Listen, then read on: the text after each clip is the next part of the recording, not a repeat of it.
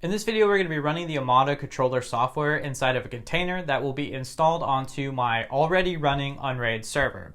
And from there, we'll be able to set up our entire network and adopt all of the TP-Link Omada hardware that I have here in front of me. But before we can do all that, let's first take a look at what we actually need to do in order for all this to work. In this video, we're making one major assumption, and that's that you already have your Unraid server set up and that it's configured to be in DHCP mode.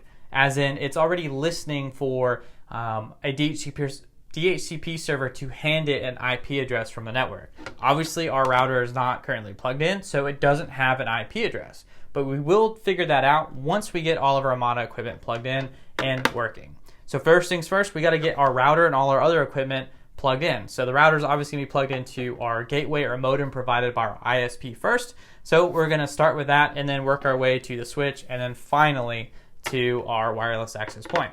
So let's get all that stuff plugged in and I will show you exactly how to do that. Okay, first things first, we're going to go ahead and get everything powered on. So the router is powering on, the switch is powering on, and what we're going to want to do now is just go ahead and get everything plugged in. So this cable right here goes to my modem that is given to me by my ISP.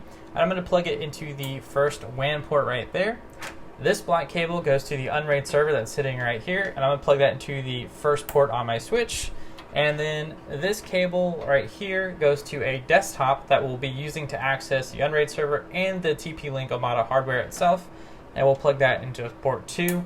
No, it doesn't matter which ones you plug in, I'm just doing it as I think of it. And then of course we're going to need to connect the router to the switch. So I'm going to plug in a final cable into the first LAN port, so that's port 4 on the ER605, and I'm going to plug that into port 3 on my switch. So while all of this is booting and talking to each other, we can now go to our other desktop and see if it has an IP address, so that way we can try and access all of this equipment from there. And just to reiterate everything I just showed you, so this is the AT&T BGW320 that was given to me by AT&T, who is my internet service provider, and I've plugged this directly into the first WAN port here, into the ER605 router, and then from here we're going on the fourth port, or the first LAN port, into our switch, and then we have our Unraid server plugged in here, and then we have a desktop in another room plugged in here. And again, this is the Unraid server. So that is basically what this setup looks like. Okay, now that we got everything plugged in, we basically just need to find the IP address of everything that is currently plugged in. So that's the router itself, the ER605, the switch, my MacBook Pro that we'll be working from, and the Unraid server itself. And we'll worry about the wireless access point later. So there's 4 devices we need to know the IP addresses of. But we already know one of the IP addresses, and that's of the router itself, because the default IP address for that is always 192.168.0.1. Now to find the rest of the IP addresses, it's pretty simple. There's many ways to find them. Of course, if you're on Windows, you can just look on the network settings. On Mac, there's an easy way as well, but I'm going to do it from terminal because for demonstrative purposes. And as you can see, the MacBook has already pulled an IP address from the ER605 router of 192.168.0.101. So now we just need to find our Unraid server. And there are many ways to do this. You could log into the ER605 and then set it up in standalone mode and then check all the IP addresses in the ARP table there. But I'm going to use this nifty tool, command line tool called Nmap that you can download on Windows, Mac OS like I have, and or pretty much any Linux distribution. And since we know that every computer is going to live on the 192.168.0.1 network, the default network that TP-Link Omada ships out, we can scan every single IP address in that range or within that network to find out who is out there or who is currently listening. So this might take a few minutes to run, but we'll let it sit here, and then when it's done, we'll come back and see what we got. Okay, it's finally done. And it took 123 seconds, so that's not too bad. And of course, we found 4 computers, or 4 systems, like we were expecting. So we have 102, 101, which we know is our MacBook. We have 100 and .1. So .1 is going to be our router for sure. 100, I'm going to take a wild guess. I'm going to assume that's the switch. So let's just try 102 first and see what we get. So we can copy this IP address and then mash that into our web browser. So I'm using Firefox, and yep, it came right up. And so now from here, we basically need to go ahead and get ready to install the Omada controller software that's available in the container. But before we do that, there's one thing we need to do to prepare for that. And that is to create a folder where we can save all of the configuration and data that the Omada Software Controller is going to create. So there's many ways to do this to create that folder. I'm going to show you the way that I would do it. So if we navigate to the cache directory and go to app data, inside of mount cache, we're going to make a directory, so mkdir, and we're going to call it Omada.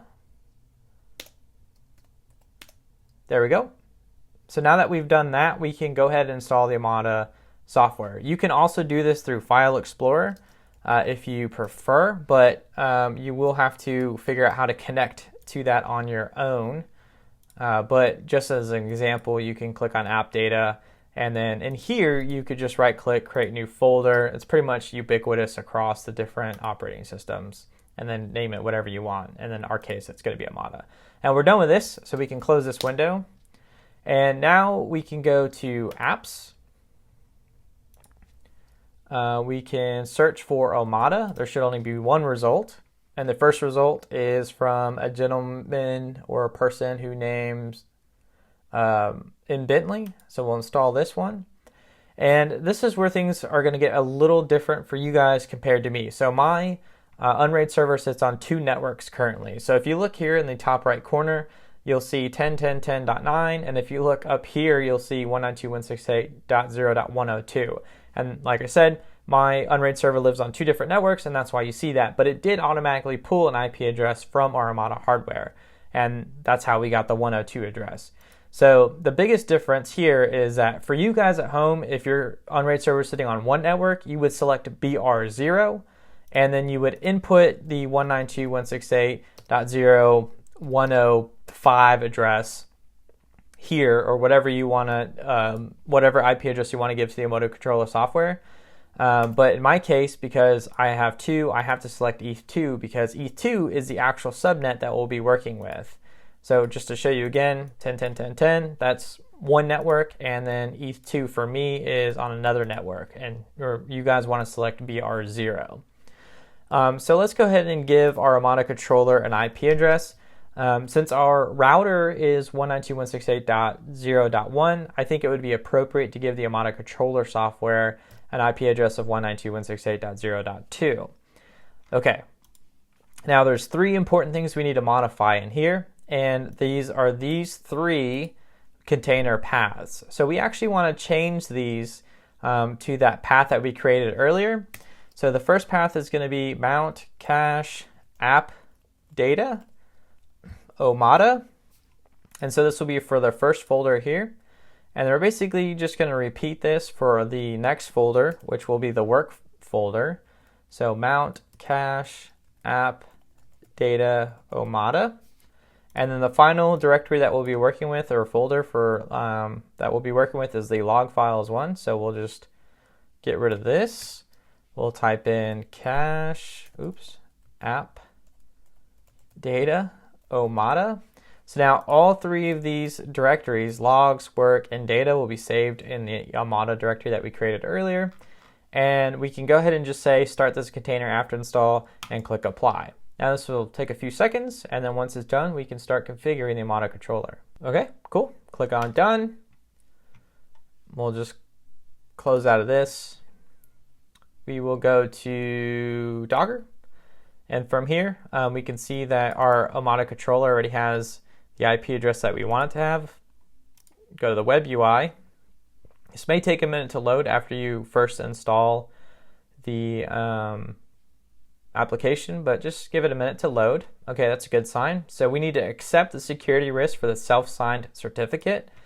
For those of you that are using Google Chrome, you will just type in this is unsafe, and that'll accept that self-signed certificate.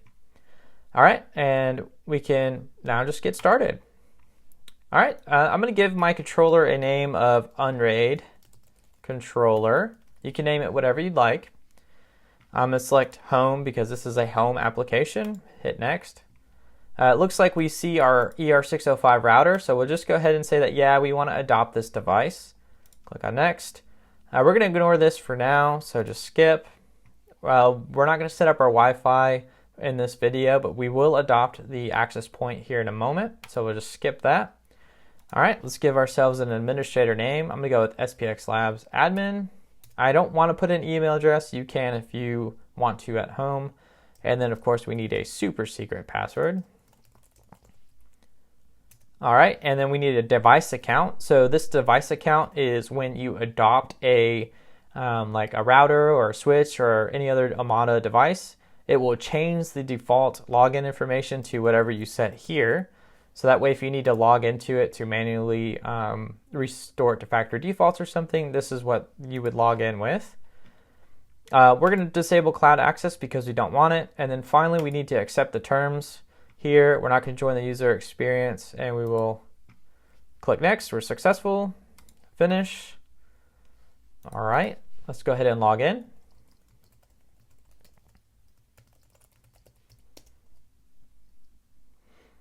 Okay, we're logged in. We're not going to go through the overview page, so I'm just going to close out of this. And let's go ahead and go over to devices. And we can see that the switch is already being adopted, and it's provisioning right now. So that's good. So that's 2 of the devices. Now I'm going to go plug in the EAP610 wireless access point, and we'll get that adopted, and we'll be pretty much done from here. Be right back. Okay, great. So it took a minute, but our wireless access point, the EAP610, finally showed up. It's in a pending state. So under this action column, we're going to click on adopt, and that should just adopt it. And we're pretty much done. So from here, you can pretty much configure your network however you like. And well, yeah, we're done. There's really not much else to it from here. And so with that being said, I guess we'll end the video, and I want to thank each and every one of you for watching, and I will see you all next time. Peace.